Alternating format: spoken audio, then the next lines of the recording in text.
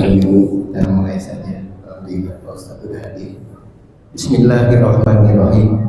Assalamualaikum warahmatullahi wabarakatuh. Wah, nggak kedengeran nih salamnya nih. Ya, mudah-mudahan yang menjawab salam nanti dapat sapaan. Ya Wil, telat itu. Sekali lagi ya. Bismillahirrahmanirrahim. Assalamualaikum warahmatullahi wabarakatuh.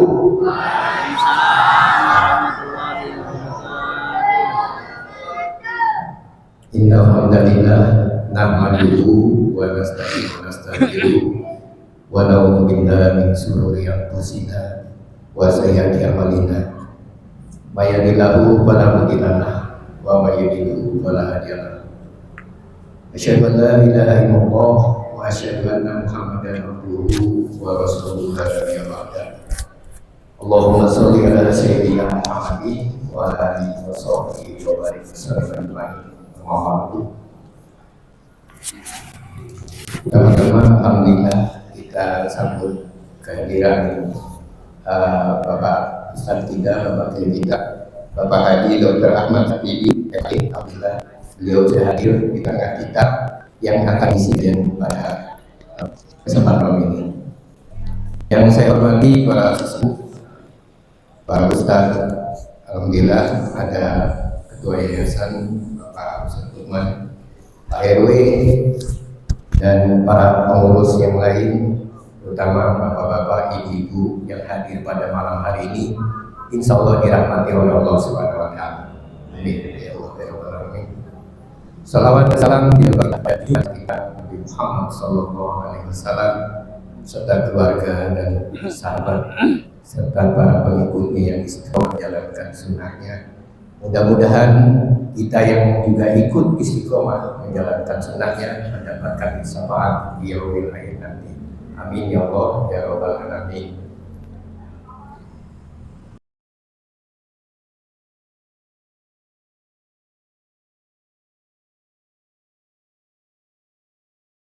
Ini tadi agendanya nggak ada sambutannya, jadi saya mewakili saja sambutannya, mewakili pengurus DKM Masjid Al-Ikhlas.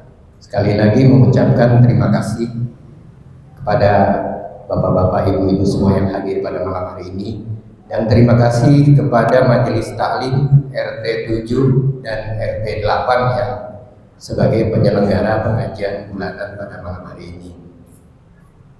Selanjutnya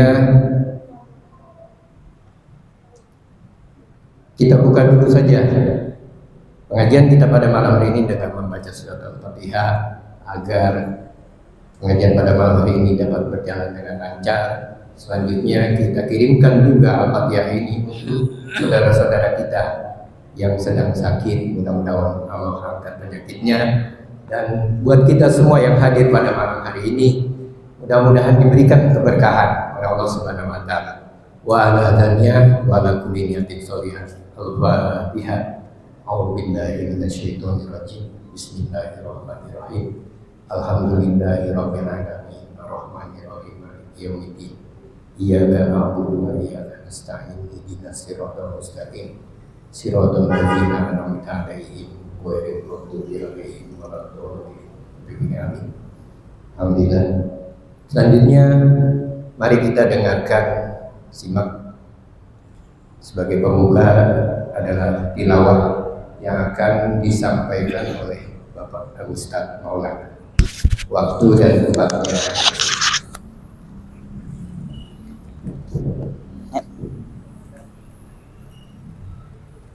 Kemana kita?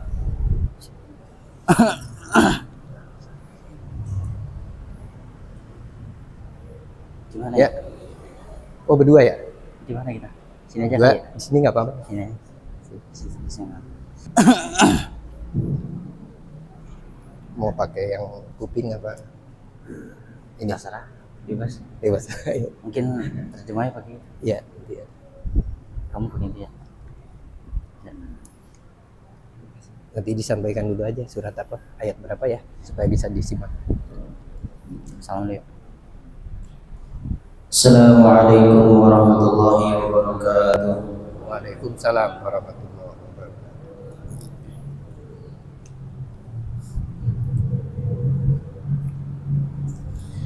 A'udzu billahi minasy syaithanir rajim.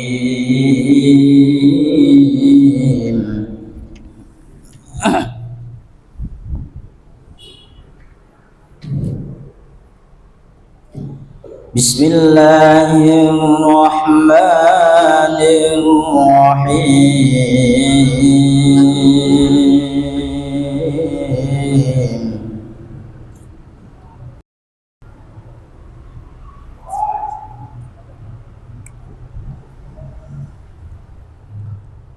لو أنزلنا هذا القرآن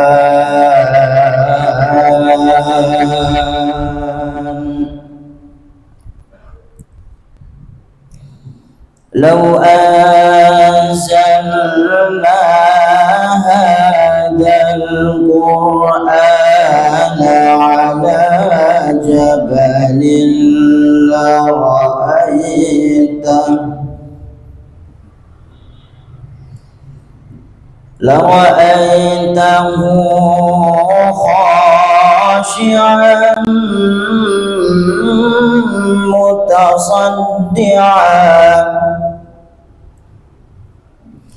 خاشعا متصدعا من خشية الله.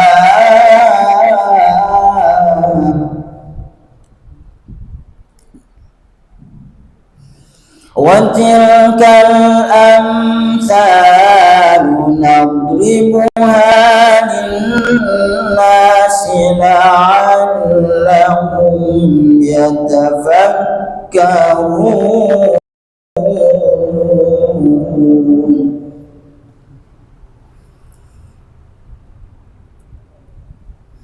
هو الله الذي لا إله إلا هو عالم الغيب والشهادة.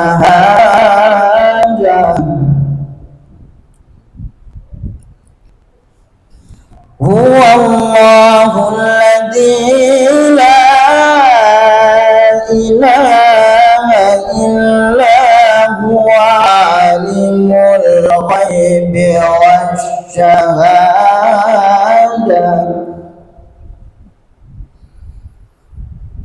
عالم الغيب والشهادة هو الرحمن الرحيم. هو الله الذي لا إله إلا هو الملك القدوس السلام المؤمن المهيمن العزيز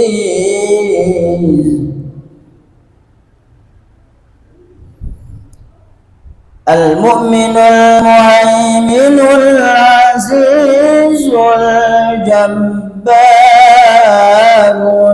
المتكبر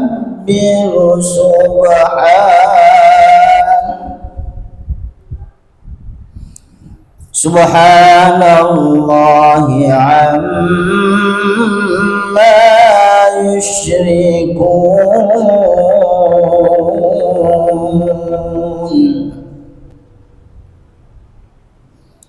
هو الله الخالق البارئ المصور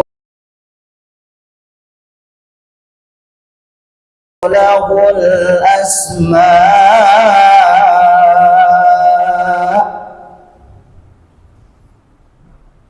هو الله الخالق البارئ المصور له الأسماء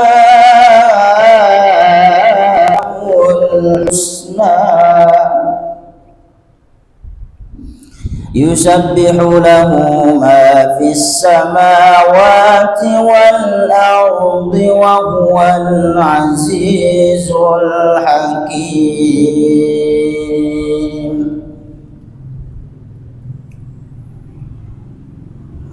Aku berlindung kepada Allah dari godaan setan dengan menyebutkan Allah yang Maha Pengasih lagi Maha Penyayang. Sekiranya kami turunkan Al-Quran ini kepada sebuah gunung, pasti kamu akan melihatnya tunduk, terpecah belah sebabkan takut kepada Allah. Dan perumpamaan-perumpamaan itu kami buat untuk manusia agar mereka berpikir. Dialah Allah, tiada Tuhan selain Dia. Mengetahui yang gaib dan yang nyata, Dialah yang Maha Pengasih, Maha Penyayang. Dialah Allah, tidak ada Tuhan selain Dia. Maha Raja yang Maha Suci, yang Maha Sejahtera, yang menjaga keamanan, pemelihara keselamatan, yang Maha Perkasa, yang Maha Kuasa, yang memiliki segala karunia. Maha Suci Allah dari apa yang mereka persekutukan. Dialah Allah yang menciptakan, yang mengadakan, yang menentukan, Dia memiliki nama-nama yang indah. Apa yang di langit dan di bumi bertasbih kepadanya. Dan Dialah yang Maha Perkasa, Maha Bijaksana. Sadaqallahul Aliyyul Azim. Maha benar Allah dengan segala firman. Assalamualaikum warahmatullahi wabarakatuh. Waalaikumsalam warahmatullahi wabarakatuh.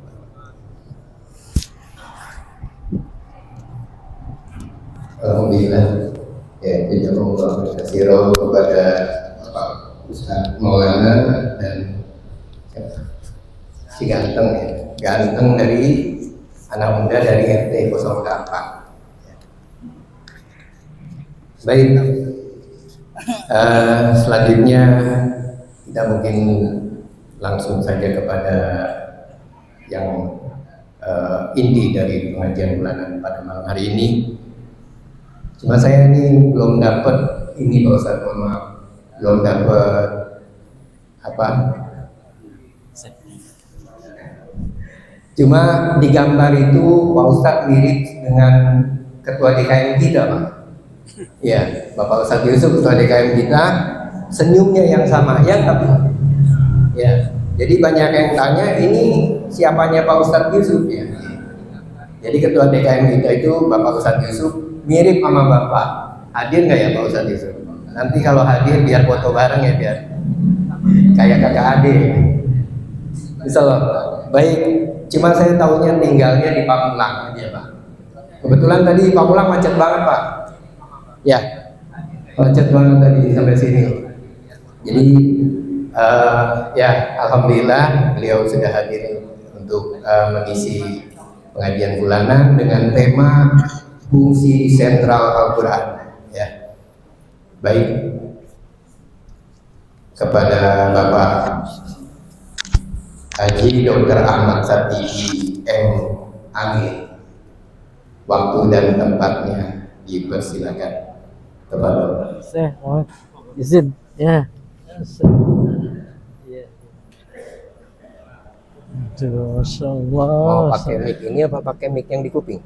Nah, ini nggak apa-apa. Itu nggak apa-apa. Baik, Yang penting siap. Assalamualaikum warahmatullahi wabarakatuh. Waalaikumsalam warahmatullahi. Alhamdulillah. Samsuri ya. Iya. Alhamdulillahilladzi hadana li hadza wa ma kunna linahtadiya laula an hadana Allah. Asyhadu an la ilaha illallah wahdahu la syarika lah. Wa asyhadu anna Muhammadan abduhu wa rasuluh. Oh, di foto gitu. Mirip banget satu itu kan? Allahumma shalli wa sallim ala sayyidina Muhammadin wa ala alihi wa ashabihi والتابعين له وتابع التابعين له بإحسان إلى يوم الدين. أما بعد فيا عباد الله أوصيكم ونفسي بتقوى الله. Para alim ulama, para asatiz dan ustadzah,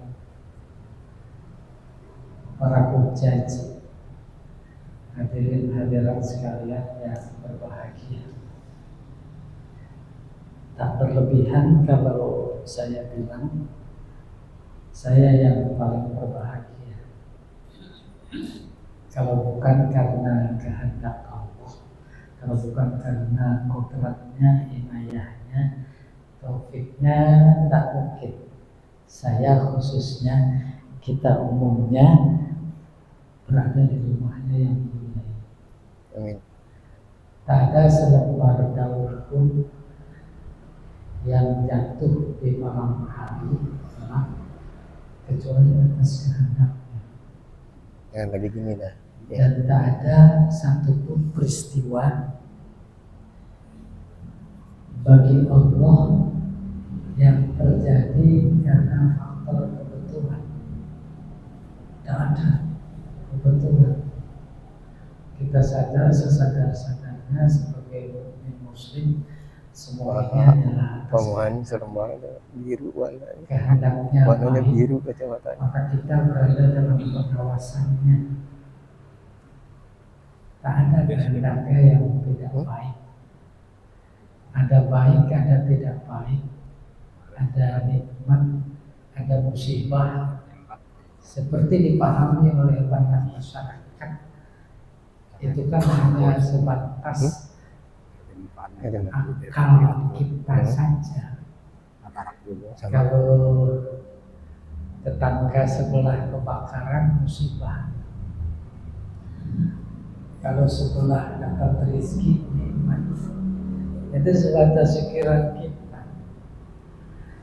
Jadi dua-duanya adalah pemberian Allah. Bahasa Al-Qur'annya nikmat. Kalau itu adalah pemberian Allah, ada pemberiannya yang tidak baik. Tak ada. Bapak Ibu hadirin sekalian, dilahirkan di Bekasi. Sekolahnya di UIN Syarif Hidayatullah. Terus posisi sekarang tinggal di Pamulang Indah MA. Ada jadwal rutin malam Jumat di Masjid Al-Mujahidin Pamulang. Kecamatan ya. Kebetulan ada Pak Yusuf ya. Pak Yusuf, dia yang bikin gara-gara sehingga saya menjadi bersilaturahim dengan Bapak Ibu sekalian. Bahkan kalau kita pikir secara lebih rinci dalam, tugas kita dalam hidup ini memang suruh mencari gara-gara, suruh mencari alasan sebanyak-banyaknya. Sebab Allah tidak akan memberikan sesuatu kepada kita, tak bisa memberikan nikmat kepada kita Halus banget caranya ini ya. tanpa ada alasan. Kita aja juga Kayaknya begitu. lebih kecil. Apa alasannya saya bisa memberikan sesuatu kepada Bapak Ibu? Saya tanya, Bapak Lebaran kasih sesuatu hadiah sama istri, Nggak bisa digedein apa itu? alasan nggak ada, karena dia istri kita. Istri tetangga dikasih apa? Dikasih, nggak ada alasannya. Ya atau tidak? Dan seterusnya. Tak berlebihan kalau saya mengatakan tugas hidup kita ini satu, cari alasan agar Allah menjadi punya alasan untuk dia memberi nikmat. Cuma bahasa Al-Qur'annya wa ma khalaqtul jinna wal insa illa liya'budun. Itu ibadah alasan. Gitu mudah-mudahan. Ini ibadah apa bukan? Pasti jawabnya ibadah. Maka Allah menjadi punya alasan untuk dia memberikan tambahan nikmat. Nggak begitu dengar ya? Bapak Ibu hadirin sekalian yang berbahagia, fungsi sentral Al-Quran didasari oleh pemikiran latar belakang pesan Nabi saat haji wada. Pidatonya yang terakhir kita kenal panjang. Dalam konteks ini yaitu aku tinggalkan kepada kalian dua perkara. Taraktu fikum amrayn lan tadillu ma in tamassaktum bihima kitabullah wa sunnatu rasulih. Itu pesan Nabi. Kan luar biasa, kita di rumah Allah bicara tentang nabinya, dan insya Allah tema sentralnya adalah Al-Quran. Mudah-mudahan Allah menurunkan keberkahan, bukan cuma di dunia tapi di akhirat. Ketika Rasulullah berpesan kepada umat pada saat itu, Coba pakai ini. suka itu ya. Oke. Coba cek. Tes. Bagus. Ya. Ya. Ketika Rasulullah berpesan pada haji wadahnya yang sudah populer, semua kita tahu, dua perkara yang diwariskan ditinggalkan kepada kita, yaitu Al-Quran dan hadis. Kalian tidak akan sesat selama kalian berpegang teguh kepada keduanya. Sesat bukan cuma di dunia, tetapi tidak sesat juga di akhirat. Bukan cuma ngasih tahu, tetapi di balik itu ada perintah. Kalau memang percaya dengan kata-kataku, yaitu tidak akan sesat. Pegang itu kenceng-kenceng gitu bro. Itu yang akan kita bicarakan. Fungsi sentral Al-Quran cuma dua.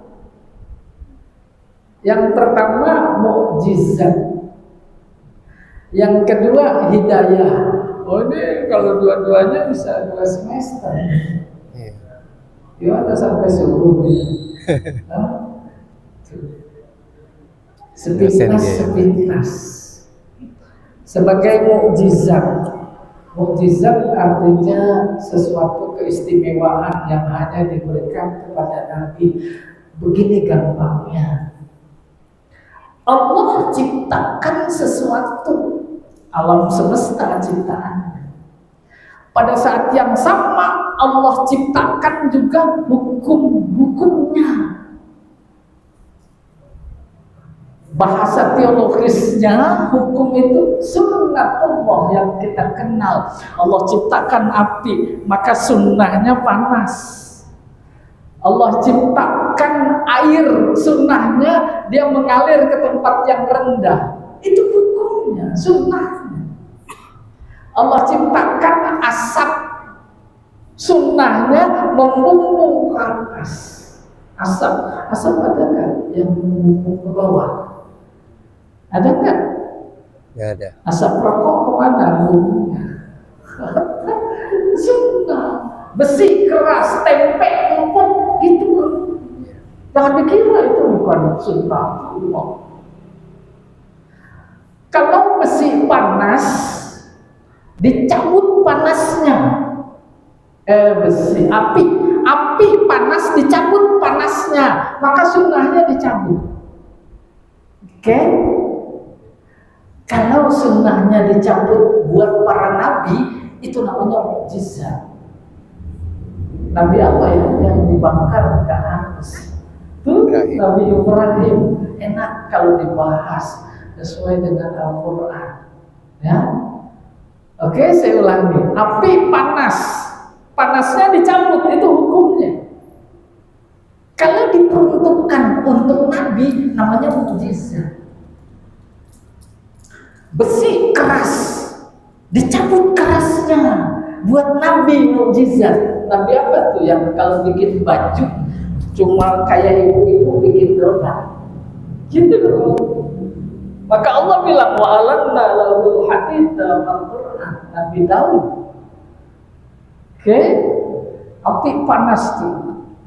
Sunnahnya dicabut, tapi buat para aulia maka namanya karomah atau ma'odah. Itu sama, sunnahnya dicabut. Tetapi yang satu lagi yang penting, sunnahnya dicabut, api jadi tidak panas, tetapi diperuntukkan buat hamba-hambanya yang durhaka. Itu namanya sihir. Tuh, terbeda kelas-kelasnya. Mukjizat sama ma'unah atau karomah nggak bisa dipertunjukkan. Orang-orang soleh nggak ada sifat-sifat sombong mempertunjukkan. Dan di Al-Quran memang diceritakan ketika Nabi ditantang, kalau kamu Nabi, mana mukjizatmu? Nggak bisa dia. Mukjizat atas izinnya dalam situasi dan kondisi yang menurut perhitungan Allah memang harus diberikan. Apa cerita Al-Qurannya? Jawab Nabi, innamal ayatu indallah, mukjizat milik Allah. Oke, hambanya yang soleh, Nabi, dan kemudian satu lagi yang durhaka. Nah, kalau yang sihir itu yang bisa dipertunjukkan. Ini ada yang pada bisa sihir. Umpamanya itu bisa ditunjukkan. Kalau mukjizat nggak bisa. Mukjizat secara garis besar terbagi dua. Ada yang bersifat hissi maddi, material. Ada tongkat, ada makanan, maidah. Nabi ketika dikepung ketika umroh tahun ke-6 Hijriah, aduh saya lupa ini. Ayo siapa yang bisa bantu? Dikepung, nggak boleh masuk ke Mekah. Lalu kemudian sahabat-sahabat yang pada pakaian ihram udah kelamaan belum tahu. Akhirnya di mana? Ini Hudaybiyah, kepung. Akhirnya kehausan. Lalu Nabi di bejana air sedikit dicelupkan, nih keluar air, nggak habis diminum. Itu namanya hissi. Mukjizat para nabi termasuk Nabi Muhammad yang bersifat hissi, dia selesai berakhir dengan berakhirnya Nabi, mati nggak ada lagi mukjizatnya. Tapi ada satu mukjizat yang bersifat akli rasional, itu dia Al-Quran. Nabinya udah wafat, Al-Qurannya masih ada apa enggak? Itu mukjizat diturunkan oleh Allah kepada nabinya sesuai sejalan seiring dengan keunggulan kaumnya pada saat itu. Kalau keunggulan kaumnya adalah sihir, maka dia harus mukjizat mengalahkan sihir. Kalau pengobatan, maka dia harus mengalahkan ketinggian pengobatan kaumnya pada saat itu. Oleh karena itu menjadi terbayang Al-Quran sebagai mukjizat memberikan informasi keunggulan bangsa Arab pada saat itu adalah bahasanya. Udah kebayang keunggulan mereka pada bahasanya.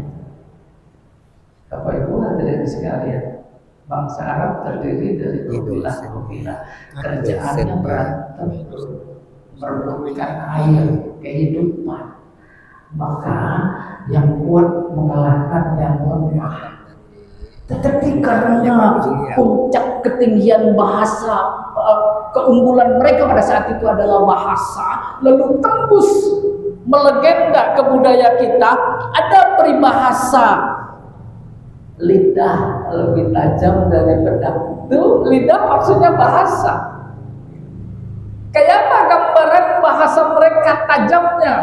Kalau kabilah A sama kabilah B berhadapan-hadapan mau adu pedang, sebelum adu pedang mereka adu bahasa dulu.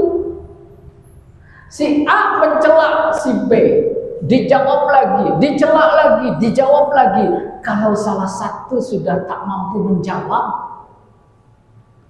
nggak usah beradu pedah. Dia mengakui kekalahannya. Itu tergambar tajamnya, sehingga ada peribahasa kalau bahasa Arab itu al-lisan anka minas sinan, lidah lebih tajam dari gigi. Turunlah mukjizat kepada Nabi Muhammad, bentuknya bahasa sesuai sunnahnya, karena itu yang paling diunggulkan oleh bangsa, yaitu bahasa Arab. Ketika Al-Quran adalah mukjizat, maka dari mulai bismillah sampai anas mukjizat semua. Nggak bisa ada yang mengalahkan. Udah, saya cerita sedikit singkat. Dari berbagai cara dan jalan untuk menjaga dakwah Nabi tak mampu mereka. Oleh karena itu dikumpulkan para sastrawan. Terpilih satu orang namanya Al-Walid bin Mughirah, ditugaskan untuk datang kepada Nabi Muhammad, menandingi Al-Qur'annya. Nabi Muhammad pada saat itu ada di sisi Ka'bah. Kalau Nabi Muhammad umpamanya di sebelah selatan, dia datang dari utara sampai di sisi Ka'bah. Nabi Muhammad di sini. Diberitahu oleh malaikat, Muhammad, terus si Walid datang mau menandingi Al-Qur'anmu. Nabi Muhammad kemudian membaca surat As-Sajdah, Alif Lam Mim sampai terakhir. Dia mendengarkan. Akhirnya nggak berani berhadapan dengan Nabi Muhammad. Dia pulang dengan pucat pasi menghadap kepada tokoh Quraisy yang mengutusnya. Lalu tokoh Quraisy melihat kok lemes, kok pucat pasi, kok kecewa, ditanya, ada apa wahai Walid bin Mughirah? Jawabannya apa? Laqad sami'tu kalaman min Muhammad laisa min kalamil ins wala min kalamil jin. Aku dengar kalam Muhammad, bukan kalam manusia, bukan kalam jin. Itu dia yang paling hebat bahasanya, berkata seperti itu. Ya tidak? Inna lahu latulawah. Ketinggian maknanya menjulang ke langit. Wa inna asfalahu lamuhdik. Kedalaman maknanya menghunjam ke perut bumi. Emang kayak begitu makna dalam Al-Quran. Luar biasa. Contoh gambaran terkait dengan mukjizatan. Banyak dijumpai di Al-Quran yang menantang. Ya betul. In kuntum fi raibin mimma nazzalna ala 'abdina fa'tu bi suratin min misli. Kalau kalian ragu, bukan cuma ragu, mereka menuduh. Apa itu Al-Quran mantra-mantra? Apa itu Al-Quran cerita kuno yang bahasa Al-Qurannya asatirul awwalin? Boleh, nggak apa-apa. Silahkan bikin satu Al-Quran yang seumpama dengan itu, nggak ada yang mampu. 10 surat saja nggak ada yang mampu. 1 surat saja nggak ada yang mampu. Itu dulu, apalagi sekarang. Oleh karena itu bukan cuma sekedar cerita, tetapi harus masuk ke dalam pikiran kita, resapi. Luar biasa kita punya Al-Quran. Maka di sana ada tugas. Sampai benar-benar kita paham dan merasakan kemukjizatan Al-Quran. Saya beri contoh. Udah pada kesemutan ya? Hah? Bu, udah kesemutan Pak belum? Di dalam Al-Quran ada ayat-ayat yang terdiri dari huruf-huruf hijaiyah terputus. Ya atau tidak? Ada yang 1 huruf, ada yang 2 huruf, ada yang 3 huruf, ada yang 4 huruf, ada yang 5 huruf. Insya Allah semuanya tahu. Nun, ayat Quran dan huruf hijaiyah terputus. Qaf wal Qur'anil Majid dan seterusnya. Sad. bahasanya bahasa Arab, hurufnya huruf Arab. Dengan ayat Al-Quran terputus-putus kayak begitu, geleng kepala. Gak paham dia. Apaan ini? Baru kita lihat, kata Imam Ar-Razi, dalam rangka membuktikan itu adalah kalam Allah. Jumlah huruf hijaiyah ada berapa? 28. Sebab ada yang gak dihitung karena berulang. Boleh kita lihat. Oleh Imam Ar-Razi dibagi tiga kelompok. Kelompok pertama 9. Alif, ba, ta, sa, jim, ha, kho, dal, zal. Itu kelompok pertama. Kelompok kedua 10. Ro, zai, sin, shin, sod, dod, to, zo, ain, ghin. Itu 10. Kelompok ketiga 9 lagi. Apa ya habis ghin? Fa, qaf, kaf, lam, mim, nun, waw, ha, ya. Lam alif nggak usah disebut lagi. Alifnya juga udah disebut. Itu 9. Maka jumlahnya 28. Bukan itu yang hendak disampaikan. Dari sekian huruf-huruf yang dipakai oleh Allah dalam ayatnya yang terputus-putus, dilihat dari 9 kelompok pertama yang dipakai 2. Yang nggak dipakai berapa berarti? 7. Alif dipakai enggak? Oke. Ba, ta, sa, jim, ha dipakai enggak? Oke. Dipakai ha.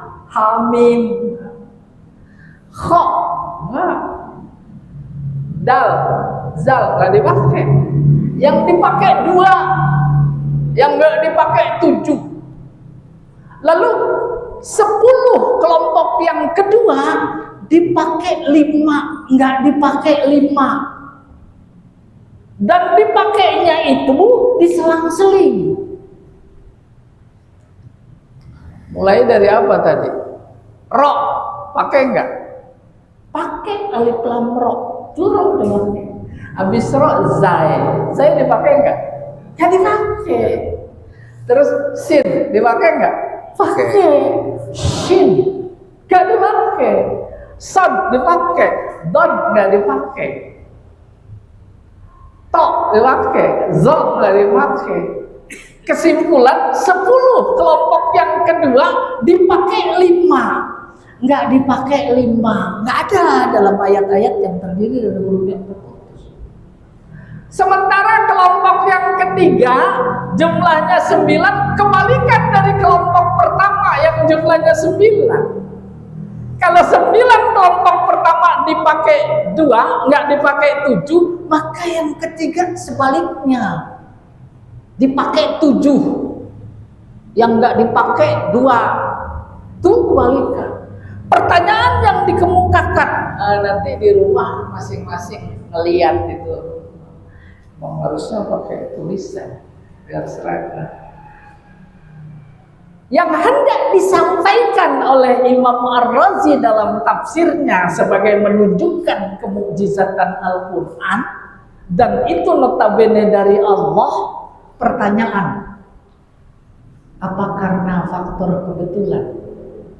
Allah yang ini pakai, yang ini enggak. Jadi kebetulan apa bukan? Bukan. Tidak ada perbuatan Allah yang kebetulan. Tidak ada. Artinya dengan maksud. Apa maksudnya? Nggak ada yang tahu. Sehingga sampai detik ini terjemahan alif lam mim kata Pak Quraisy Syihab dan yang lain-lainnya yang paling pas adalah Allahu a'lamu bimuradih. Iya atau tidak? Kita tak tahu maksudnya karena tak tahu, namanya rahasia Allah. Itu rahasia Allah. Nggak ada kan? Di balik ayat yang terdiri dari huruf-huruf terputus. Kata Imam Razi, rahasia Allah adalah ilmu Allah. Tidak ada yang tahu, maka gambaran ilmu Allah dalam konteks kemujizatan Al-Quran ibarat samudra tak bertepi. Samudra nggak bertepi. Lalu samudra ilmu Allah ini dialirkan kepada para nabinya. Nabi nggak sekolah tapi punya ilmu karena memang dikasih dialirkan dalam bentuk danau. Pamulang punya danau kan? Tuh segitu ilmu Nabi dikasih karena memang faktanya dia nggak sekolah, nggak belajar, tapi punya ilmu dikasih hanya sebesar danau. Oleh Nabi khusus Nabi Muhammad dialirkan dalam bentuk sungai yang panjang sepanjang zaman sampai hari kiamat. Ilmu itu dilahirkan, dialirkan. Dan rinciannya luar biasa tuh ketika kita sekolah, ketika ngaji, ketika pesantren, kan hakikatnya Allah yang lagi mengalirkan ilmu.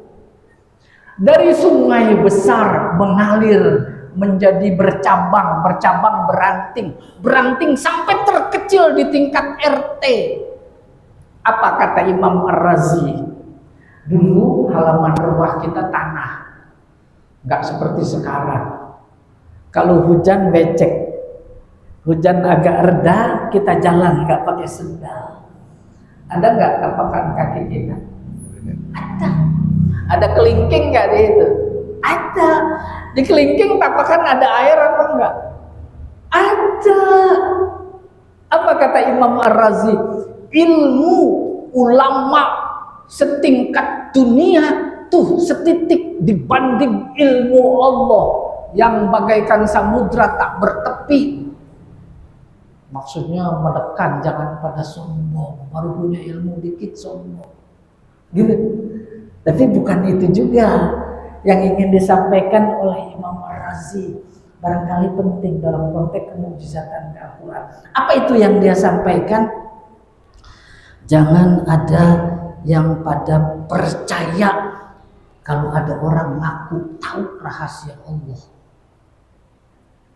Mana mungkin yang cuma seujung kuku tahu rahasia Allah yang seluas samudra tak bertepi. Di sini ada yang suka percaya sama orang dia tahu rahasia. Tuh itu yang ingin disampaikan. Selesai mukjizat, ya dikit. Sekarang hidayahnya. Bapak Ibu hadirin sekalian, hidayah bahasa Al-Quran, bahasa kita petunjuk, ya betul tidak? Petunjuk secara sederhana, ilustrasinya begini. Kalau ada undangan resepsi, pengundang sadar, di antara yang diundang nggak tahu lokasi tempat resepsi, maka undangan sekarang pakai peta lokasi itu. Itu dia makna hidayah. Dengan peta lokasi lurus, belok kanan, terkiri, sampai. Ya betul tidak? Itu makna hidayah. Hidayah bahasa Al-Quran, bahasa kitanya begitu. Dah kebayang. Al-Quran Allah nyatakan hudan lil muttaqin. Suratnya yang lain, ayatnya yang lain, hudan linnas, petunjuk. Kalau kita beli alat elektronik di toko, terus pasang sendiri, buntu. Ini bautnya sama umur yang mana?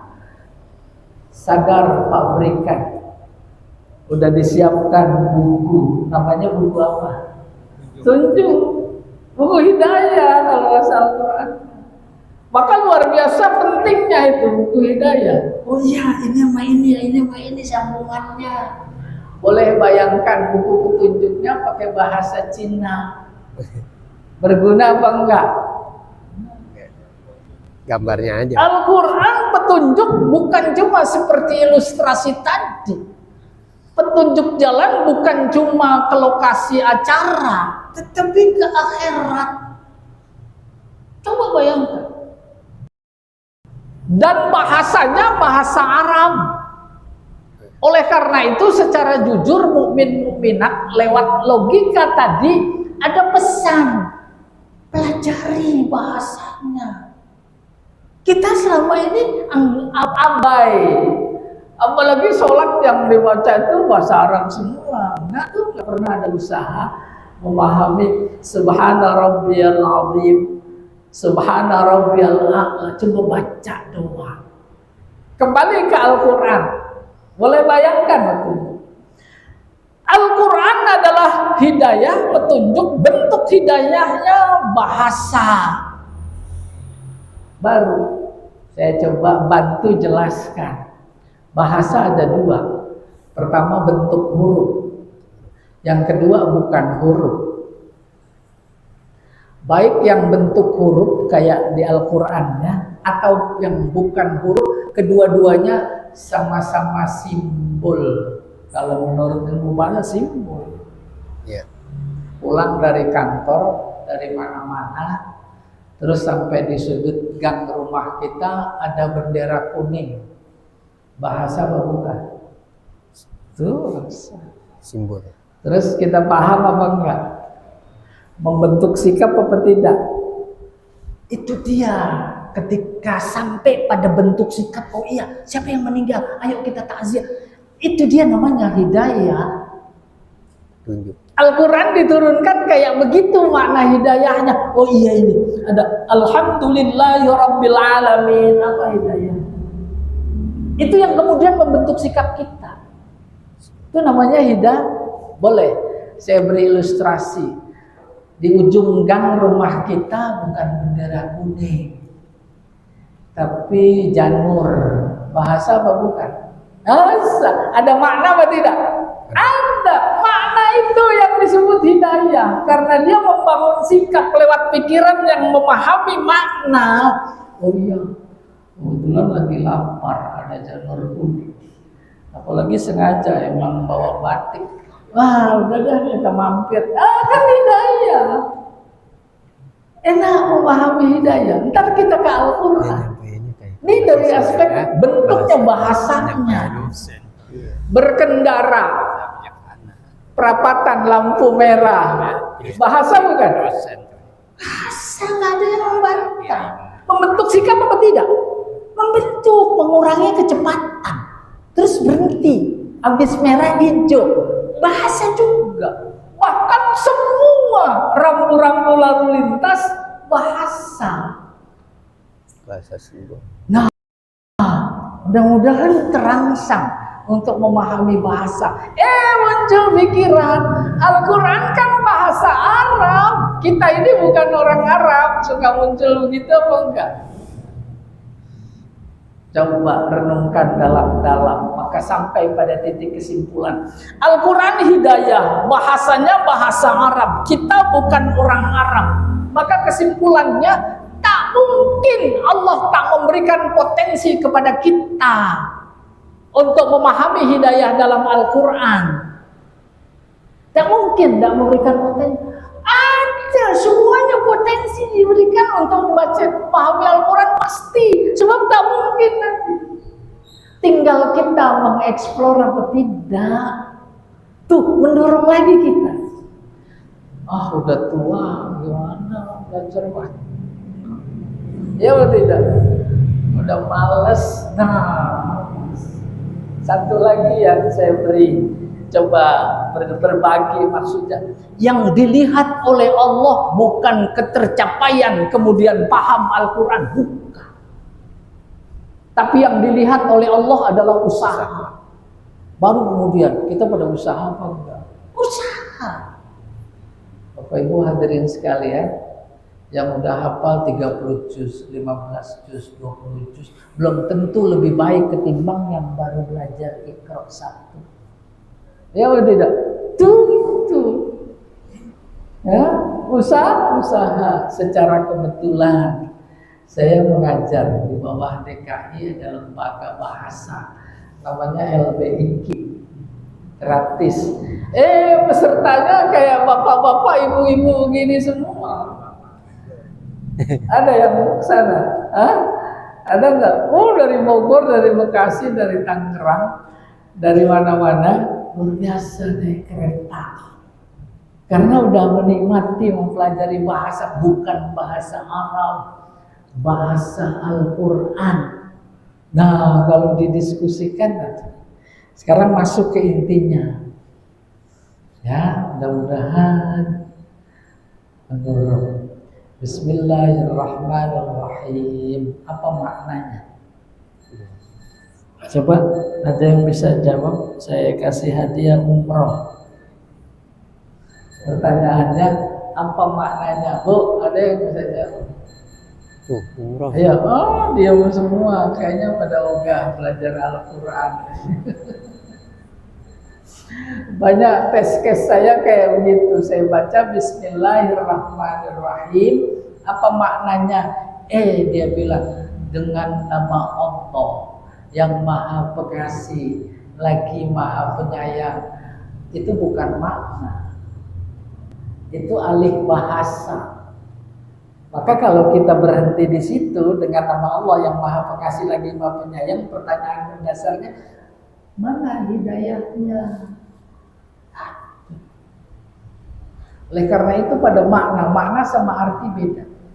Makna itu artinya maksud. Boleh saya berilustrasi. Biasa Bismillahirrahmanirrahim diartikan dengan nama, bukan dengan nama Allah. Itu artinya. Arti yang benar adalah atas nama Allah. Bismi artinya atas nama. Boleh saya beri contoh. Pak Presiden nggak sempat datang di acara, maka wakilnya yang memberi sambutan. Tuh wakilnya atas nama Pak Presiden. Kalau pakai bahasa Arab, Bismir Rais. Kalau Nabi bersabda, kullu amrin zibalin la yubda'u fihi bi bismillah fa huwa abtar. Perbuatan baik apa saja yang tak dimulai dengan membaca bismillah, nol. Tak sampai ke akhirat. Paham itu? Saya beri ilustrasi contoh. Perbuatan baiknya minum bismillah. Itu kan itu. Ini contoh perbuatan baik banyak. Maka maknanya saat kita pegang gelas baca bismillah, terbayang dalam pikiran paling dalam, aku minum atas nama Allah, bukan atas nama keinginan, bukan atas nama haus, atas nama Allah. Kebayang apa enggak? Boleh kita buktikan. Kenapa atas nama Allah bisa minum tanpa air? Gak bisa. Pertanyaannya, air siapa yang bikin? Tuh, masa mau atas nama yang lain? Air ada, tapi tak ada keinginan, bisa minum? Gak bisa. Keinginan siapa yang ngasih? Allah. Air ada, keinginan ada, kemampuan tidak ada, kudrat gak bisa minum. Kudrat siapa yang ngasih? Allah. Itu dipahami lalu mendapatkan hidayah. Oh begitu. Itu dia makna. Air ada, kekuatan tidak ada juga. Tetapi kata dokter jangan minum, bahaya. Bisa minum? Gak bisa. Kesehatan siapa yang ngasih? Oleh karena itu datangnya kita ke sini jangan dikira karena kemauan kita, karena kesehatan kita, karena tenaga kita. Semuanya yang melibatkan bisa ke sini adalah Allah. Udah, besok-besok melakukan sesuatu nggak enak. Kalau nggak atas nama, itu namanya atas nama. Bismillah, dan itu enak ini. Kata seorang mufasir, Dr. Wahbah Zuhaili, Al-Quran kalau diperas isinya ada di Al-Fatihah. Al-Fatihah diperas lagi. Isinya di ayat kelima. Iyyaka na'budu. Tuh ketauhidan. Tapi ada juga yang berpendapat isinya di Alhamdulillahirabbil alamin. Tapi ada juga yang berpendapat diperas lagi tuh Al-Fatihah, adanya di Bismillah, Bismillah adanya di Bi. Bi. Ada yang punya ilmu Bi apa? Apa Bi artinya atas? Baru pengen. Karena pengennya atas nama Allah, dia udah dekat dengannya, Allah denger. Tuh kita lihat orang-orang yang dekat dengan Allah. Padahal nggak punya buah-buahan di rumah. Banyak sekali buah-buahan apa enggak? Umpama. Kembali tadi tuh makna bi. Kalau dalam kajian bahasa, bi bukan artinya dengan terjemahan. Tapi bi maknanya lil ilsok. Ilsok artinya nempel. Saya berilustrasi. Kita mau nulis di papan tulis atau di buku, pakai pulpen. Pulpen nempel nggak di sini? Nempel. Itu makna yang dikandung oleh bi. Maka namanya lil ilsok. Bisa nulis kalau pulpennya nggak nempel. Maka ketika melakukan perbuatan baik apa saja, kita baca bismillah, Allah nempel seperti nempelnya pulpen atau spidol ketika kita nulis. Mana bukti nempelnya tadi? Gak bisa minum kalau gak ada air. Air siapa yang bikin? Allah. Bisa melepaskan Allah dari air, melepaskan air dari Allah? Gak bisa. Itu maksudnya nempel, dan itu yang dikandung oleh bi. Lalu kemudian tadi ilustrasinya, bisa minum air ada, tak ada keinginan. Keinginan itu nempel. Allah tempelkan di kita. Allah tempelkan kekuatan. Allah tempelkan kesehatan. Itu namanya ilsok. Oleh karena itu menjadi pantas dan sepantasnya melakukan apa saja yang baik. Nabi bilang baca bismillah. Kalau kita lagi nulis ilustrasinya, pulpen yang nempel di tangan. Tapi kalau lagi minum, apaan yang nempel? Jangan dikira tangan yang nempel, bukan. Bi yang nempel nama. Bismi itu nama. Nama yang nempel dalam perbuatan itu disebut nama, maksudnya zat bagi Allah. Boleh saya beri ilustrasi? Ada benda tanpa nama. Ayo angkat tangan yang bisa jawab, anterin saya pulang.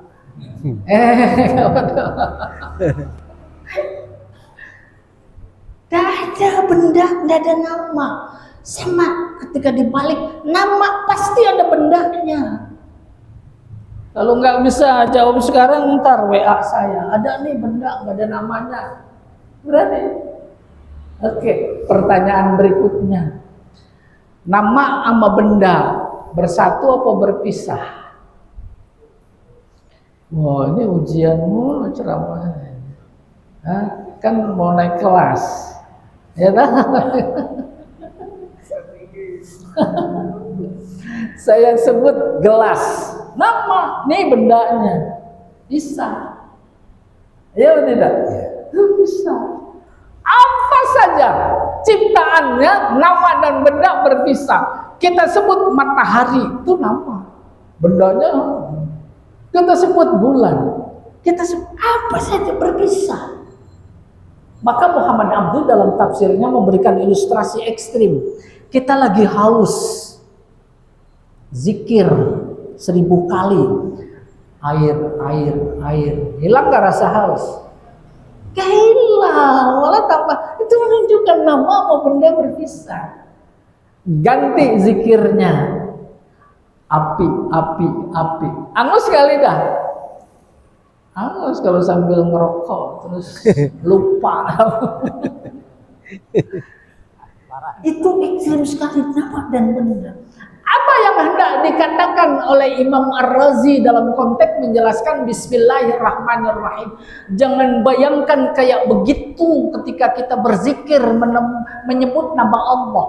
Ya Rahman, Ya Rahim, Ya Wadud, Ya Syakur, dan seterusnya.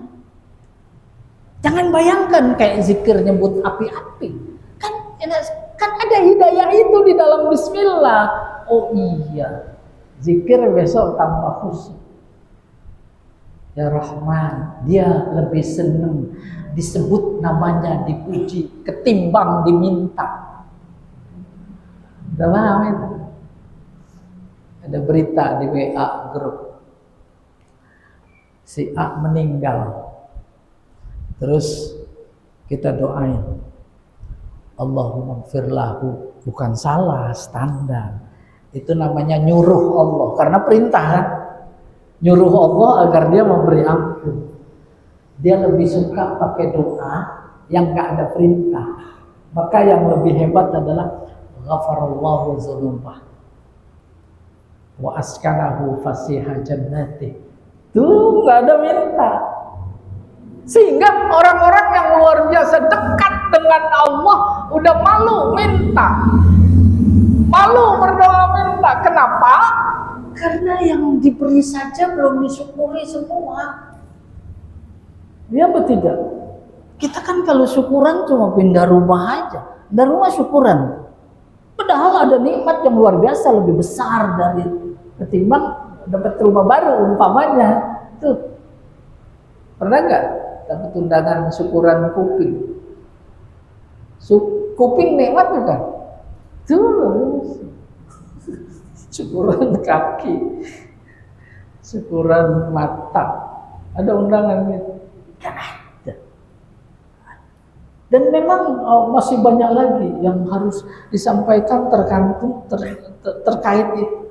Oke, tadi bismillah, nama betapapun disebut dalam ayat itu namanya adalah zatnya, asma'nya, sifat-sifatnya adalah zatnya. Gak bisa dibedakan antara nama dan zat, seperti halnya pada ciptaannya. Nah, jamaah, ini Isya apa Maghrib?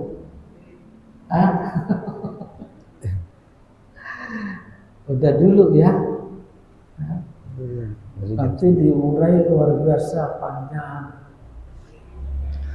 Ketika ingin menangkap hidayah dalam Al-Quran, ayat per ayat, huruf per huruf, oh iya, memang butuh waktu yang luar biasa banyak.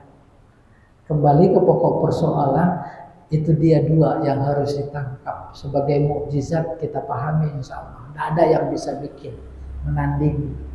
Walaupun di zaman Nabi juga ada yang coba-coba bikin Al-Quran, namanya Musailamah Al-Kadzab dan seterusnya. Yang paling penting adalah dia hidayah. Hidayah maknanya tadi, bahasa kayak rambu-rambu lalu lintas, membentuk sikap, itulah hidayah. Bagaimana kita membaca Al-Quran lalu memahami menjadi membentuk hidayah. Tak ada sepotong ayat Al-Quran pun yang tak sesuai dengan situasi kondisi sekarang ini, apalagi dalam dunia politik. Mau nggak saya kasih contoh? Tuh Al-Quran terakhir ya, Al-Quran bunyinya wailul lil mutaffifin. Apa artinya?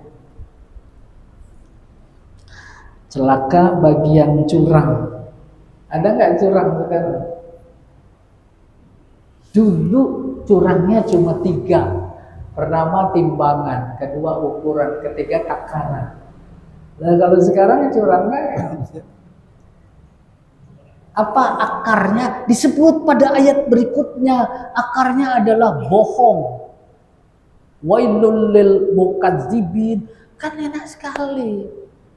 Artinya kalau nggak disentuh oleh kehidupan kita, seolah Allah, mana dia yang ngaku iman sama aku, Al-Quran aku nggak pernah dibaca alhamdulillah, nggak pernah dipahami.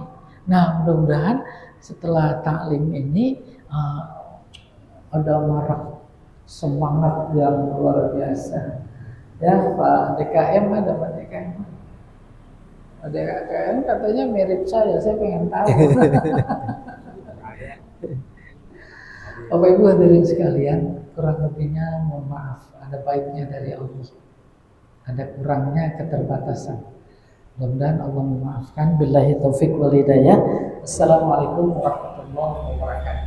Waalaikumsalam warahmatullahi. Silahkan diminum. Biar di sini dulu, Pak Ustaz. Oh gitu. Ada Oh boleh. tanya jawab. Iya iya. Boleh.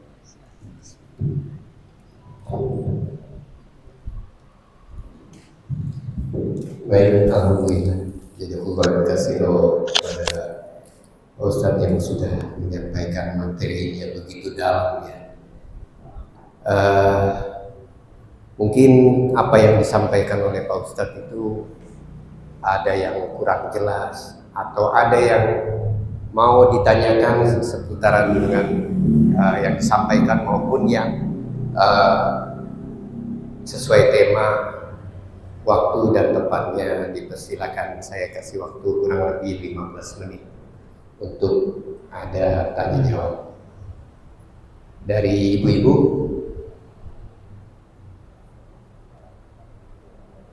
Ini ngomong-ngomong, paham nggak nih yang disampaikan Pak Ustadz nih?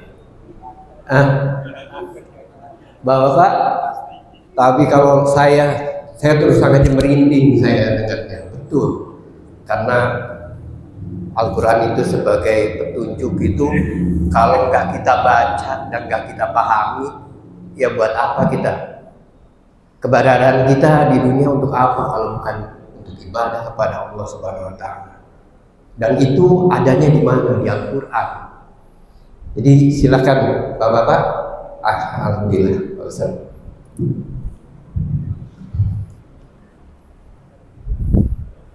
Assalamualaikum warahmatullahi wabarakatuh. Salam. Tadi sempat tergelitik tadi tentang bahasa Al-Quran itu adalah bahasa Arab, sehingga untuk bisa memahami Al-Quran itu ya harus ada bekal bahasa Arab. Ya tadi sempat tadi ada tua ini gimana ya, susah belajarnya, lemot begitu. Kira-kira ada nggak hal-hal yang bisa dimotivasikan kepada kami tentang jangan sampai bahwa Al-Quran ini menuju kepada petunjuk Allah Subhanahu Wa Taala itu tidak tercapai karena faktor bahasa tadi. Rasa-rasanya kalau sekarang belajar bahasa Arab itu bagaimana ya? Kalau dari kecil terus dari seperti Ustaz Maksud, Ustaz Toto, kayaknya udah dari kecil belajar. Tapi kalau Kita ya. saya lah begitu yang kira-kira mohon arahannya bagi. Terima kasih. Assalamualaikum warahmatullahi wabarakatuh. Waalaikumsalam. Pemerintah Provinsi DKI, di bawahnya ada lembaga Biro Bina Mental. Di bawah Biro Bina Mental ini ada lembaga namanya LBIQ, Lembaga Bahasa dan Ilmu Al-Quran. Pada mulanya diperuntukkan karyawan-karyawati DKI dan instansi yang ada di DKI. Tapi problem karena mereka tugas, akhirnya dibuka untuk umum. Lalu pesertanya berjenjang, peserta semua pensiunan semua. Yang udah pada bau tanah itu bahasanya.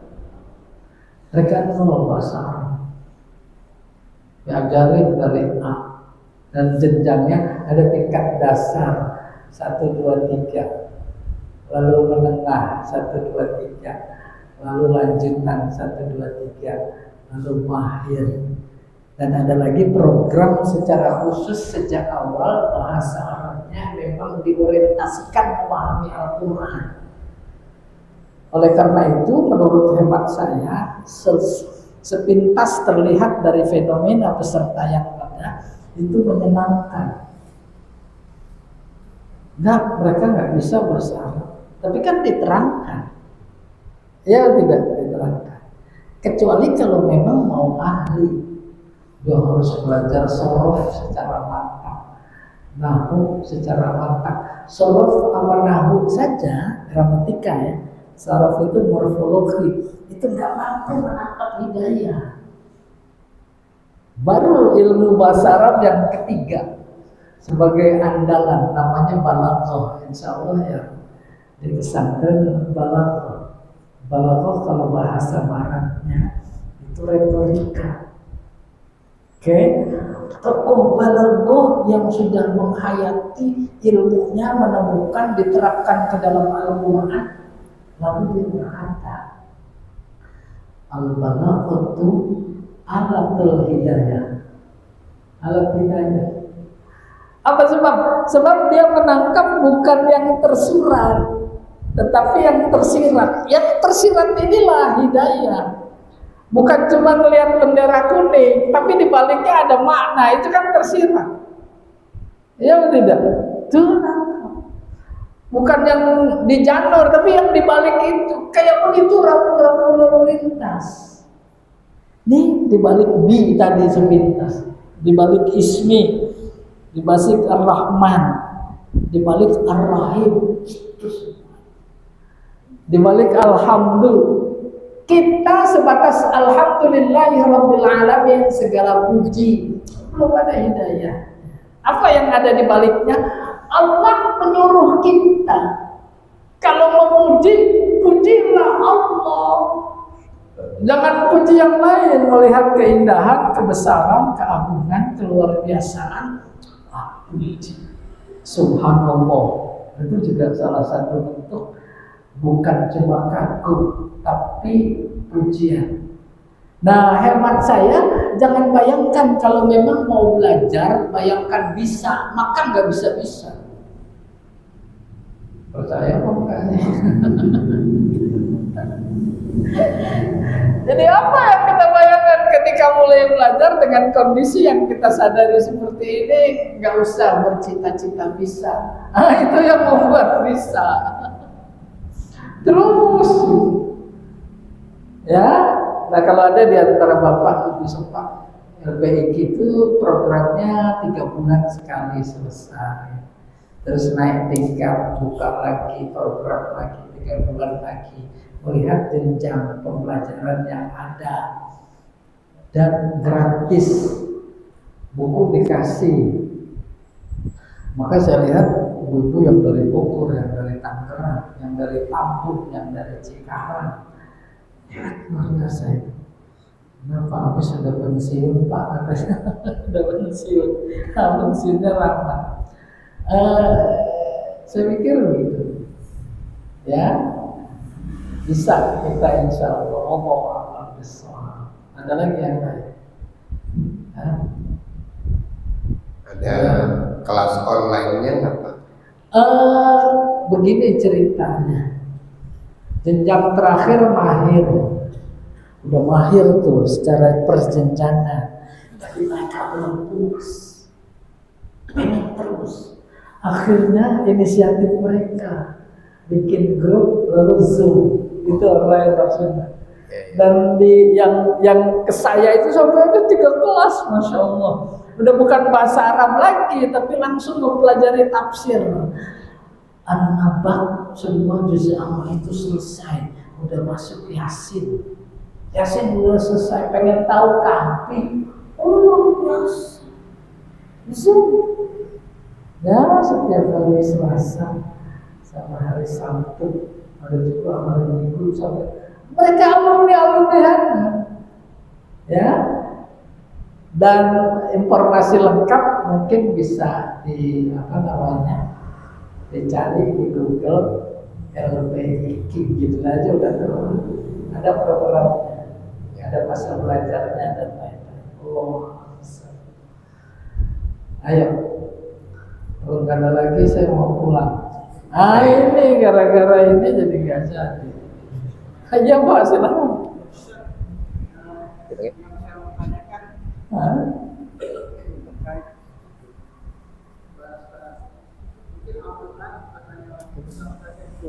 Chat.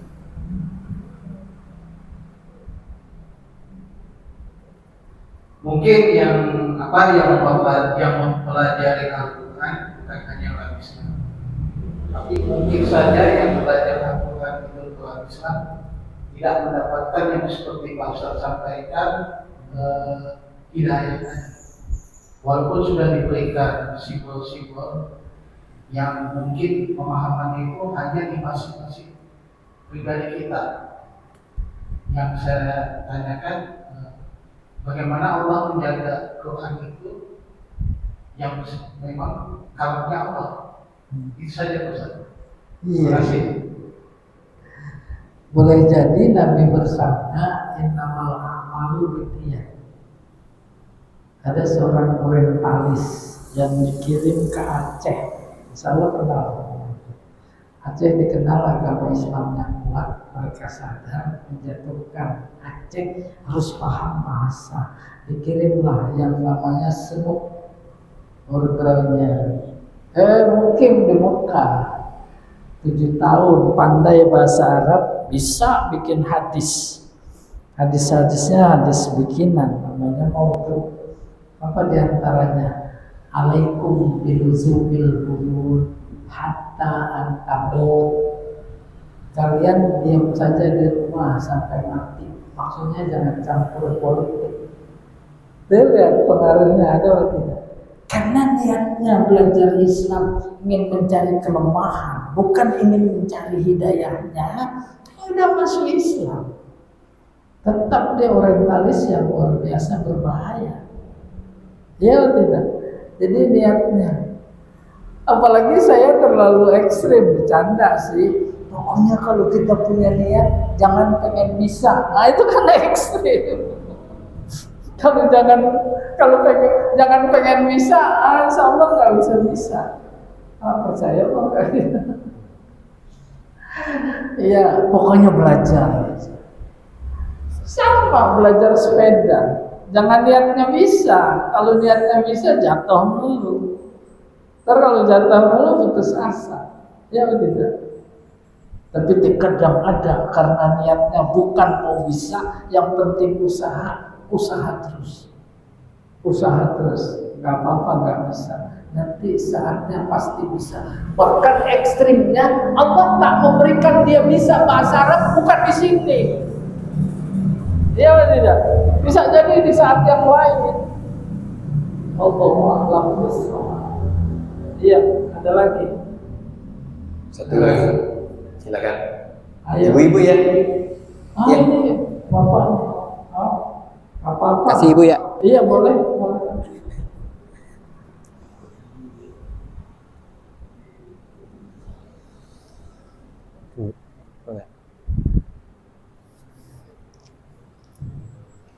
Bismillahirrahmanirrahim. Assalamualaikum warahmatullahi wabarakatuh. Waalaikumsalam warahmatullahi wabarakatuh. Sebelumnya terima kasih kepada Ustaz ya atas ilmunya. Ini yang terkritik saya tentang hidayah ya Pak ya. Pak Ustaz tadi kan berbicara tentang hidayah. Nah, dimana kalau misalkan hidayah seperti kita tahu kan bahwa hidayah itu kan hak prerogatif Allah ya. Jadi siapa yang Allah kehendaki dia akan mendapatkan hidayah. Nah, terkait dengan itu bagaimana caranya kita ketika mungkin Allah sudah sampaikan, tadi kan maknanya kan kita tahu bahasa nih ya, tahu bahasa yang sudah ketahuan, cuma yang tersirat belum sampai tuh. Nah, bagaimana caranya kita agar yang tersirat itu bisa kita tangkap dan dengan momen istilahnya momen bagus ya. Jadi ketika saat itu kita bisa tangkap dan kita bisa dapatkan hidayah itu gitu. Itu satu. Terus yang kedua, menyimak dari tadi yang sudah dikatakan mengenai bahasa Arab ya. Kalau sekilas mungkin pemahaman saya yang salah, sekilas ketika nanti pertanyaan-pertanyaan mengenai bahasa Arab, kalau kita belajar bahasa Arab, gitu kan fasih, tetapi kita belum juga mampu memahami apa yang dipelajari untuk yang tersirat di situ ya, kan itu banget hidayah gitu ya. Kemudian dengan tidak belajar bahasa Arab, nah kita mendengarkan penjelasan Muhammad tadi yang Ustaz jelaskan tadi kan sangat tersentuh sekali gitu, khususnya pribadi saya ya, karena selama ini kita kalau minum baca Bismillah gitu kan, tapi kan nggak ada kepikiran iya tuh Allah kalau nggak diminum kita nggak bisa minum gitu, nggak sampai ke situ tuh Pak. Nah jadi apakah sebaiknya kita kalau misalkan untuk diri sendiri sebaiknya memahami apa yang di apa yang diberitahu atau mungkin pengetahuan yang mungkin lebih sifatnya kepada yang praktis dibanding kepada yang teori tadi. Seperti misalnya belajar bahasa Arab harus bisa ini atau lebih bagusnya kita paham dan bisa kita Aplikasi. tangkap gitu maksud dari yang diajarkan di Al-Quran. Ya, terima kasih. Assalamualaikum warahmatullahi wabarakatuh. Waalaikumsalam. Nanti kalau saya ada lupa, tolong disambung ingatkan lagi. Dalam Al-Quran, proses hidayah itu membuat ada dua macam hidayah. Yang pertama hidayah dari Allah, ini yang tadi disebut prerogatif Allah. Yang lain nggak bisa. Yang kedua dari Nabi. Nabi hanya menunjukkan jalan hidayah. Itulah yang dimaksud wama alaina illal balagul mubin. Kami cuma menyampaikan. Dari Allah disampaikan. Silahkan pikirin. Kalau kalian pikirin, maka Allah menyambut. Oke? Tapi ada hidayah yang diisyaratkan dalam Al-Quran, prerogatif Allah, yang lain nggak bisa. Pamannya mau meluruskan nafas terakhir, Nabi berusaha mentargetkan qul la ilaha illallah, nggak juga. Maka turun ayat innaka la tahdi man ahbabta walakin Allah yahdi man yasha. Oke, kebayang. Kau nggak bisa beri hidayah kepada dia. Aku yang itu yang tadi prerogatif. Tapi nggak bisa. Apa tugas Nabi menyampaikan? Ngasih tahu tuh kayak peta tadi. Baru saya berilustrasi. Cari alamat, ketemu orang. Pak RT ini rumahnya di mana? Terus dia bilang, Bapak lurus ya. Nanti ada pohon mangga belok kanan. Tuh tugas Nabi. Dia memberi hidayah. Lurus, belok kanan, belok kiri, nyebrang jembatan. Itu dia rumahnya. Paham? Itu tugas Nabi.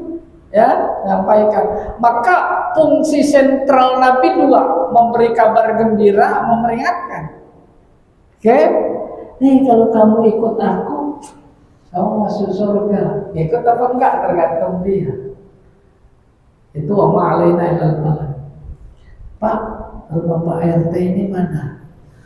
Ayo saya antar. Tuh antar.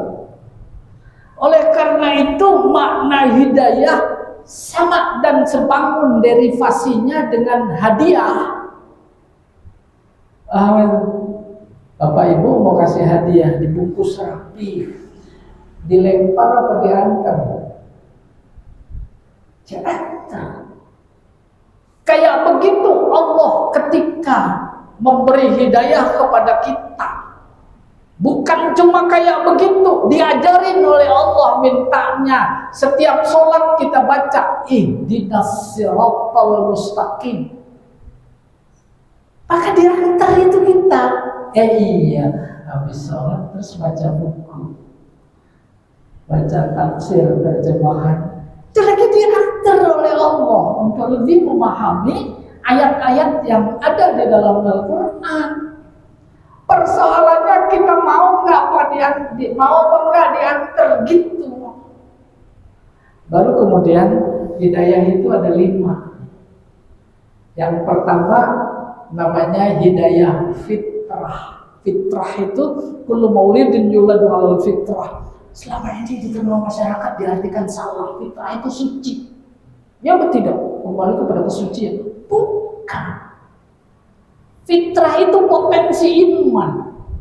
Maka Nabi bersabda tadi, setiap bayi yang dilahirkan lewat pernikahan yang sah atau tidak, kedua orang tua yang beriman atau tidak, sama dan sebangun, punya potensi iman. Itu bagian dari hidayah. Maka ayatnya surat Ar-Rum ayat 11.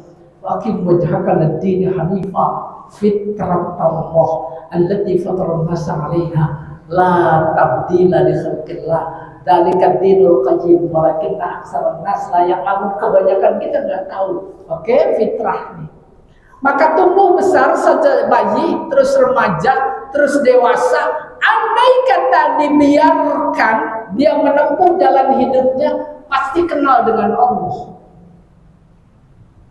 Soal kenalnya kapan tergantung usahanya. Firaun, luar biasa Firaun. Kenal sama Allah apa enggak dia? Tuh Al-Quran yang cerita. Lagi mau mengembuskan napasnya terakhir di Laut Merah karena ditenggelamkan. Dia berkata, Al-Quran yang cerita, amantu bi Rabbi Musa. Aku iman kepada Tuhan Nabi Musa. Itu dia fitrah. Makna fitrah yang kedua, cenderung kepada yang baik, cenderung kepada yang benar. Ada pemain sepak bola, bukan bola yang ditendang, kaki orang ditendang. Kemana cenderungnya gitu? Padahal nggak kenal apa agamanya, apalagi bangsanya, nama nggak kenal. Tapi kita cenderung pada perbuatan yang baik. Itu namanya fitrah, diberikan kepada setiap orang. Yang kedua, hanya dengan fitrah disangsikan seseorang dalam perjalanan hidupnya kenal dengan Allah, maka dilengkapi dengan potensi fitrah yang kedua, yaitu akal. Fitrah plus akal diharapkan dalam perjalanan hidup seseorang kenal dengan Allah, karena akal bisa membedakan antara baik buruk, hak batil. Kita kurang lebih. Kalau diberi ilustrasi agak panjang. Tetapi sadar sesadar-sadarnya, akal juga memiliki sejumlah kelemahan. Apa kelemahannya? Nggak ada bedanya minuman keras sama minuman empuk. Itu kata akal. Ya, lemah akal. Bagaimana kenal dengan Allah? Zat yang absolut, mutlak, tak dijangkau oleh akal. Kata akal, nggak ada bedanya hidup seatap pakai nikah sama nggak pakai nikah. Tuh akal. Nggak ada bedanya antara 50.000 dapat halal sama 50.000 dapat haram. Sama dibeliin cendol sama banyaknya. Itu terbatas akal. Karena terbatas diberi potensi hidayah. Yang ketiga, panca indera, ada mata, ada telinga, tapi panca indera juga memiliki sejumlah kelemahan. Kata mata, bulan itu kecil, padahal besar, apalagi matahari. Kata mata, potlot yang lempang dimasukkan ke gelas cekung berisi air, mengkok, padahal lurus, lemah semuanya. Lalu diberikan potensi yang keempat. Potensi yang keempat. Apa itu? Pak, ada yang bisa jawab? Ya, saya mau pulang aja ya. Saya ulang, fitrah, akal, panca indera. Yang keempat, ad-din. Din agama. Agama datang dari yang maha sempurna. Oleh karena itu dia hidayah yang paripurna. Ketika ini terbatas, maka disempurnakan dengan hidayah yang namanya ad-din. Kita semua punya.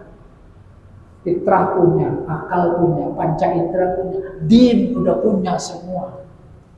Lalu ketika sholat, ihdinas siratal mustaqim, ya Allah beri kami hidayah. Hidayah yang mana lagi yang kamu minta? Kata Dr. Rahmah Zuhaili, itulah hidayah yang kelima. Apa itu? Hidayah yang kelima adalah kekuatan yang menolong kita untuk melakukan yang diperintah dan menjauhi yang dilarang. Hidayah itu jangan dikira karena yang lain. Boleh saya beri ilustrasi. Badannya kekar, sehat, Kalau angkat berat 200 kilo kuat. Nah, tapi ketika azan subuh berkumandang, angkat selimut nggak kuat. Kan banyak yang kesindir. Apa kata Wahbah? Hidayah yang kelima belum hingga, yang disebut hidayah ma'unah. Dan itu yang harus kita konsentrasikan dalam sholat, khususnya ketika ihdinas siratal mustaqim.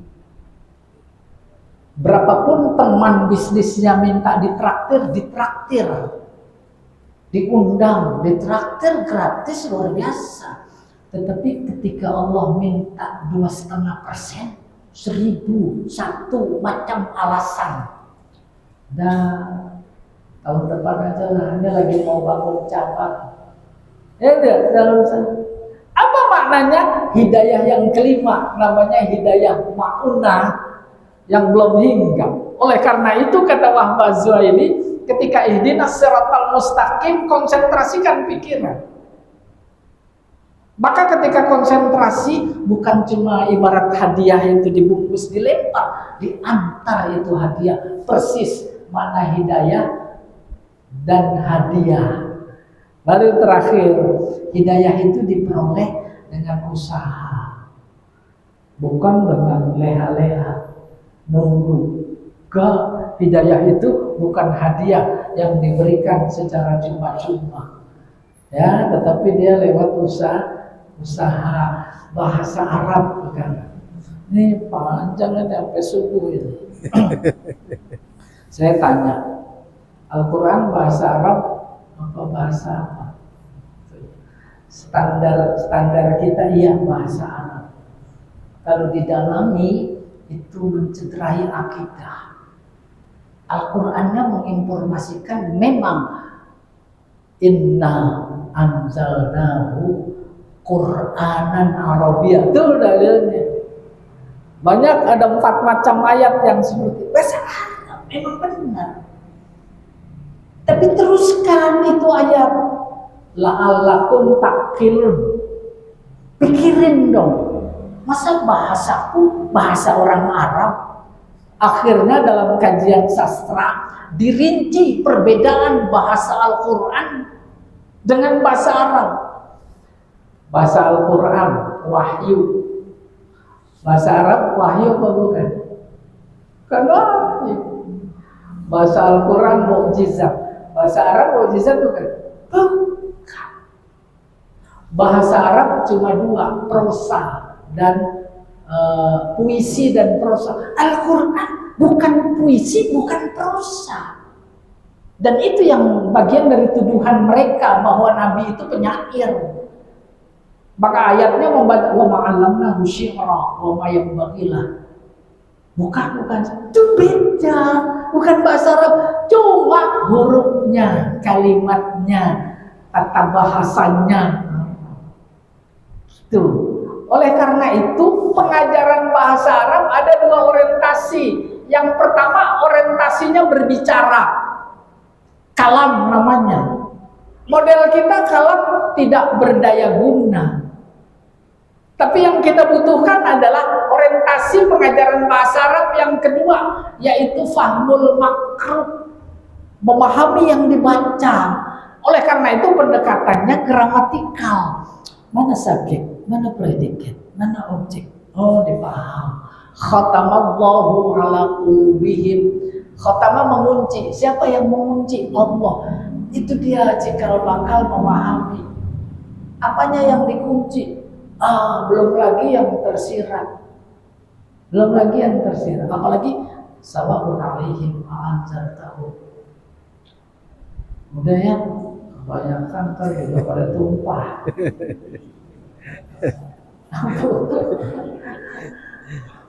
Ya, mudah-mudahan ya dipertemukan kembali. Silakan.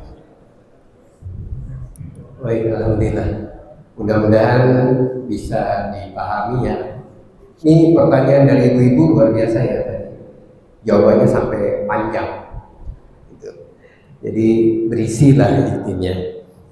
Baik, karena tadi waktu yang disampaikan diberikan itu 15 menit dan 3 pertanyaan. Jadi mohon maaf ya Pak Agus ya. Insya Allah nanti kalau Pak Agus penasaran, sampaikan aja ke panitianya RT 7 RT 8, nanti disampaikan melalui Pak Ustadz, jawabannya nanti dikirim by WA. Baik, nah tadi Pak Ustadz sudah menyampaikan nanti cari di Google itu yang ya. Ya. Nanti mudah-mudahan yang punya usaha untuk memahami bisa ikut programnya Pak Ustadz. Ya. Sekali lagi saya mewakili jamaah mengucapkan jazakallahu khairan kepada Pak Ustadz. Mudah-mudahan apa yang disampaikan oleh Pak Ustadz dapat menjadi ilmu buat kita semua yang tentunya nanti kita amalkan, dan pada ujungnya adalah membawa keberkahan buat kita semua ilmunya. Sebelum ditutup, mau minta tolong lagi nih Pak Ustadz untuk berdoa, mendoakan kita semua nih supaya mudah menggapai hidayah.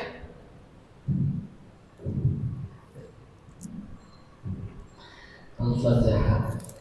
Bismillahirrahmanirrahim.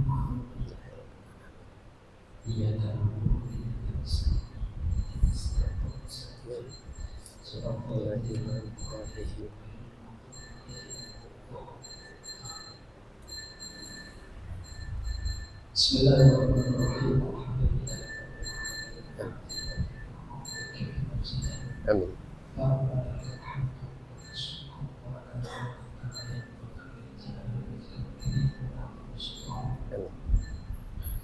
اللهم صل وسلم على سيدنا محمد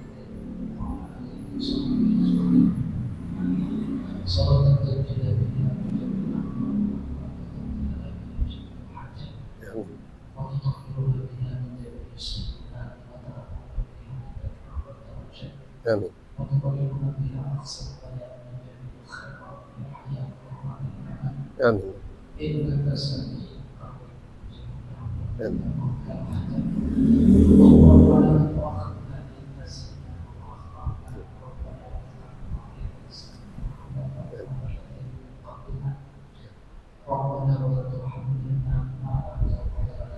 Amin.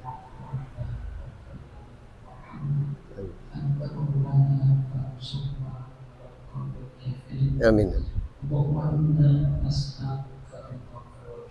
Amin.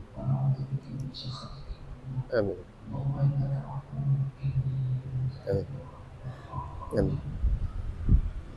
اللهم اهدنا ووفقنا الى الحق والطريق المستقيم Amin. ولا ابتلاء الا بنا من كل ضعف اللهم اهدنا واهد اولادنا واهد اخواتنا فانه لا يهدينا ولا يهدينا انت اللهم سهل امورنا فانه لا يسهل امورنا الا انت اللهم سهل امورنا واجعلنا فانه لا يسهل اللهم يا محمد احوال الحول واحوالنا الى احسن الحال فانه لا محول الاحوال الا انت اللهم ربنا تقبل منا انك انت السميع العليم وتب علينا ربنا اتنا في الدنيا حسنه وفي الاخره حسنه وقنا عذاب النار وادخلنا جنه Amin. يا عزيز يا غفار يا رب العالمين Amin. الحمد لله رب العالمين. Waalaikumsalam warahmatullahi wabarakatuh.